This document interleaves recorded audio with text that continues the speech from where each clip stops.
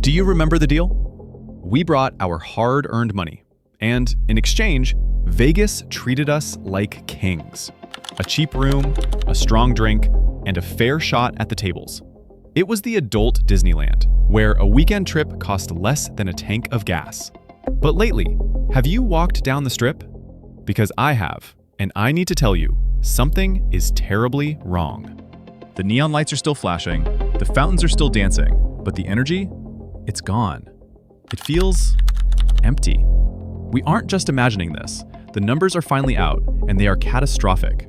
Economist Stephen Miller from UNLV just dropped a bombshell that the corporations are trying to bury.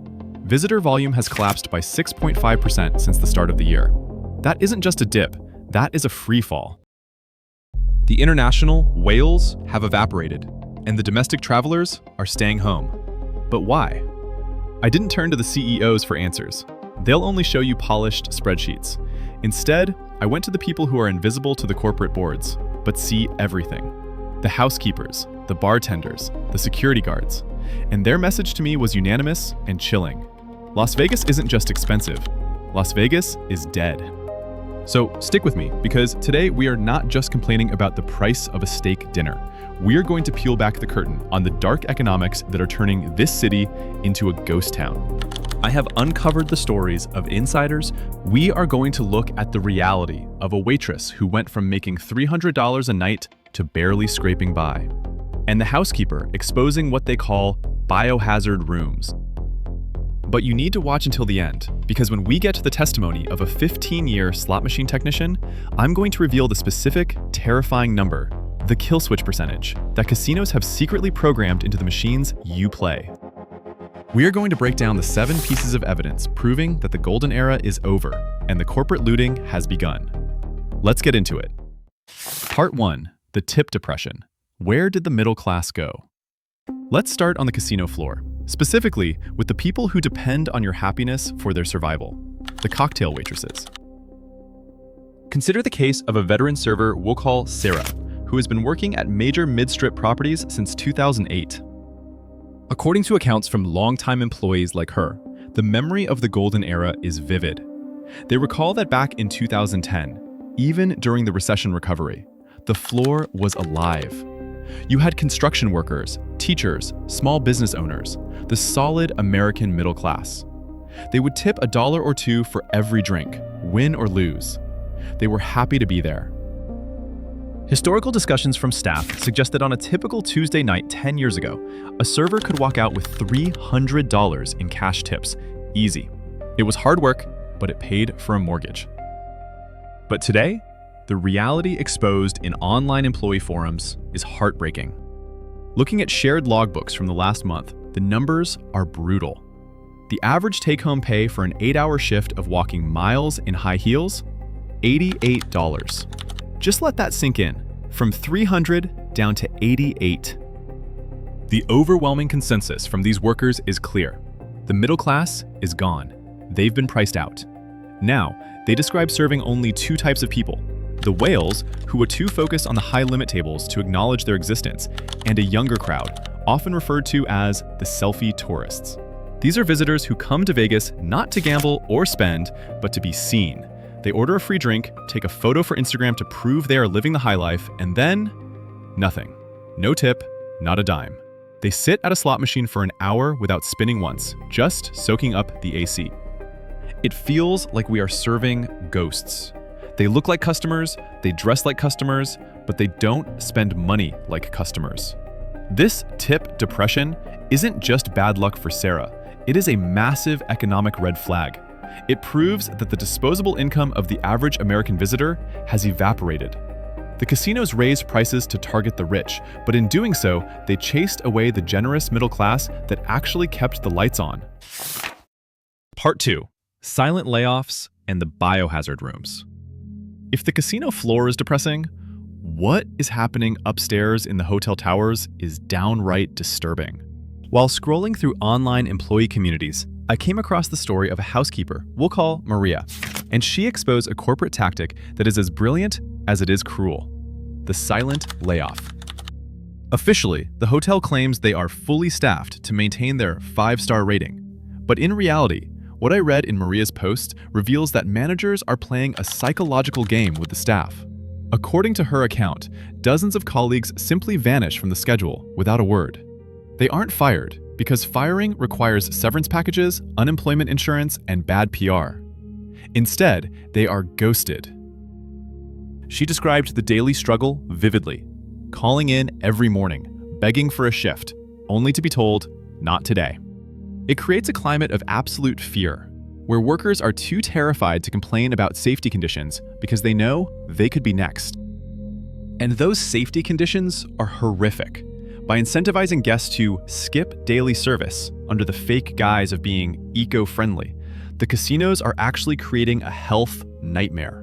I found disturbing descriptions where Maria details entering rooms that haven't been cleaned for 4 days as literal biohazards. We aren't just talking about a messy bed. I read about trash piled waist-high, sticky alcohol spills soaking into the carpets, and bathrooms that look like crime scenes. What is that? I really wouldn't know what I noticed. I was over here taking a TikTok and I was like, that's weird. It's just kind of... Stop. Maria even wrote about the condition of her hands, raw and cracked from the industrial-strength chemicals she now has to use to scrub off layers of 4-day-old grime. The worst part? She is still expected to clean the same quota of rooms per shift. It is physically impossible. One of her posts summed it up perfectly. We are breaking our bodies to clean up filth that shouldn't be there, while the hotel pockets the savings and charges the guest a $40 resort fee for service that doesn't exist. It is a double scam. The guest pays for luxury and gets a dumpster. The worker pays with their health. The luxury facade is crumbling, and if you open the wrong door, you can smell the rot. Part 3, the rigged machine, the 85% trap. Now, we need to talk about the most terrifying revelation of this entire investigation. This is the one that actually made me angry. We all know the saying, the house always wins. We accept that, but we assume the game is fair, that the math is consistent. I found a confession from a slot machine technician with 15 years of experience. Let's call him Mike. He works on the machines you play every single day.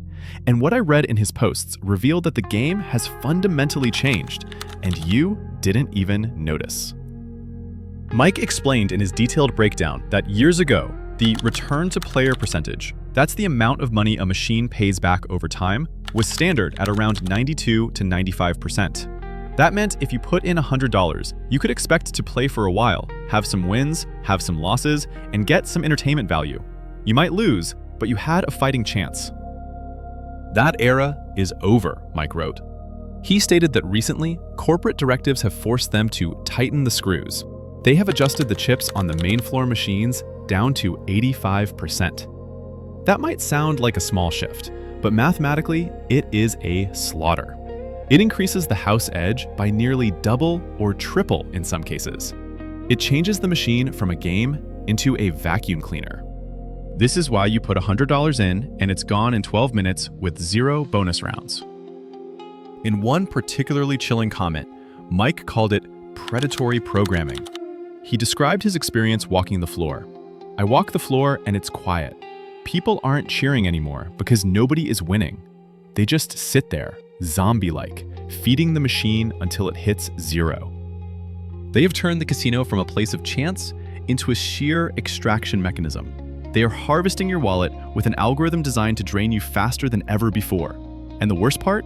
They know exactly what they are doing. They are trading your long-term loyalty for a quick quarterly profit. Part 4. The toxic atmosphere on Fremont Street. If the Strip has become a vacuum cleaner for your wallet, then Fremont Street, Old Vegas, was supposed to be the refuge. It was the people's Vegas, where the beer was cheap, the music was loud, and the vibe was loose.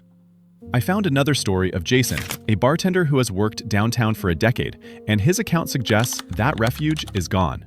The spirit of Fremont has shifted from chaotic fun to aggressive toxic. The root cause, Jason explains in his posts, is the bait and switch. People arrive expecting a budget-friendly party, but they are met with relentless price gouging. It's usually $5 something cents, even in the venti size. But then this was $9.45 in Las Vegas Starbucks. A domestic beer that used to cost $4 is now $9. You see the shock on people's faces when they get the bill. It's not just inflation, it feels like robbery. And when you mix alcohol with the feeling of being cheated, the result is pure aggression. Jason wrote vivid descriptions of the scene. The energy is hostile. People aren't tipping, they're shouting. They are angry before they even order their second drink. He described watching customers argue over hidden venue fees and service charges added to simple orders. This financial frustration boils over into physical violence. Jason noted seeing more fights in the last year than in his first 5 years combined. It's no longer strangers high-fiving each other. It's strangers eyeing each other as threats. The brotherhood of the drinkers is dead. He lamented, "I used to feel like the host of a giant party. Now, I feel like I'm working in a pressure cooker that is ready to explode." The overhead screen might be flashing bright colors, but down on the street, the mood is dark, defensive, and dangerous. Part 5. The 2 a.m. Tomb. But the most haunting story I uncovered didn't come from the noise of Fremont or the filth of the hotel rooms. It came from the silence. I came across a thread by Robert, a security guard who has walked the floors of a major casino for 19 years. He has seen the mob days, the corporate takeover, and everything in between. But what scares him now isn't the crime, it's the quiet. Robert challenged readers to visit the casino floor at 2 a.m. on a Friday night. Historically, this was prime time. The roar of the craps table, the screams of roulette winners, the electric buzz of a city that never sleeps. But Robert describes the current reality as a tomb. "It's the sound that's wrong," Robert wrote. "I walk through the main pit and it's a ghost town. You don't hear laughter. You don't hear yes or high fives. You just hear the mechanical, digital drone of the machines dinging into the void." He described the remaining players not as guests, but as zombies. He sees rows of people sitting alone, eyes glazed over in the blue light, tapping a button rhythmically, not even looking at the reels spinning. There is no joy, only addiction and desperation. Robert confessed online that the job has lost its purpose. "I don't feel like I'm guarding a casino anymore," he posted. "I feel like the warden of a cemetery. I'm just patrolling rows of headstones that blink." When a veteran security guard, someone paid to be tough, says the soul has left the building, we have to listen. The lights are on, but the life is gone. Part 6. The verdict. The soulless corporate machine. So, what is the verdict? When you connect the dots between Sarah's $88 tips, Maria's physical exhaustion, Mike's rigged algorithms, Jason's hostile bar, and Robert's silent tomb, a clear and ugly picture emerges. Las Vegas hasn't just become expensive, it has become soulless. This city was built on a simple premise: human connection. The pit bosses knew your name, the waitresses knew your drink. It was a relationship. But over the last decade, the spreadsheet machine has taken over. These decisions aren't being made by people who walk the casino floor. They are being made in boardrooms in New York by MBAs who view customers as data points to be extracted. They have systematically replaced humanity with efficiency. Every interaction is monetized, every odd is calculated to the decimal point, and every ounce of generosity has been squeezed out in the name of shareholder value.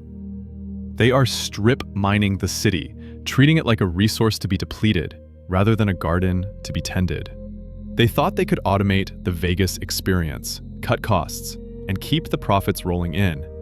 But they forgot the most basic rule of hospitality.